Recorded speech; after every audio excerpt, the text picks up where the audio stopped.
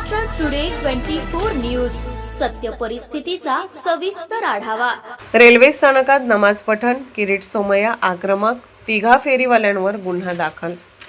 मुंबईतील मालाड येथे स्थानक येथे प्लॅटफॉर्मवर नमाज अदा केल्याचा व्हिडिओ सोशल मीडियावर व्हायरल झाल्यानंतर 3 फेरीवाल्याविरोधात गुन्हा दाखल करण्यात आला आहे। या प्रकरणी रेल्वे सुरक्षा दल आणि रेल्वे पोलीस यांनी स्वतंत्र कारवाई केली आहे। IANSच्या वृत्तानुसार मालाड रेल्वे स्थानकावर काही फेरीवाले नमाज अदा करत असल्याचा व्हिडिओ व्हायरल झाला होता।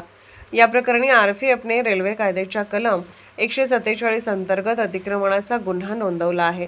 तसेच स्थानिक प्रमुखांनी दिलेल्या तक्रारीवरून GRPने भारतीय न्याय संहिता कलम 168 अंतर्गत आणखी एक गुन्हा दाखल केला आहे। दरम्यान हा व्हिडिओ व्हायरल झाल्यानंतर भाजप नेते किरीट सोमय्या यांनी तातडीने कारवाईची मागणी केली होती। त्यांनी या संदर्भात रेल्वे अधिकाऱ्यांना पत्रही पाठवले असून ते पत्र त्यांनी आपल्या X खात्यावर शेअर केले आहे। या पत्रात मालाड रेल्वे स्थानकाच्या प्लॅटफॉर्म क्रमांक 1 वर काही मुस्लिम व्यक्ती नमाज अदा करत असल्याचा व्हिडिओ प्रवाशांनी पाठवल्याचा उल्लेख करण्यात आला आहे। तसेच हा प्रकार गंभीर असून रेल्वे प्रशासनाने याची दखल घेऊन तातडीने कारवाई करावी अशी मागणी त्यांनी केली आहे। मुंबई में मालाड रेलवे स्टेशन पर खुलेआम स्टेशन के ऊपर प्लेटफॉर्म पर छोटा सा मंडप जैसा बनाकर नमाज पढ़ने की शुरुआत हुई है।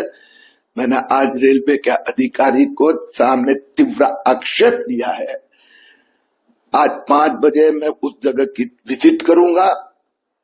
जिस प्रकार से गत कुछ महीनों से सालों से मराठी मुंबई को मुस्लिम मुंबई बनाने का षड्यंत्र उसका ये हिस्सा है, इन सब के ऊपर गुन्हा FIR दाखिल होगी।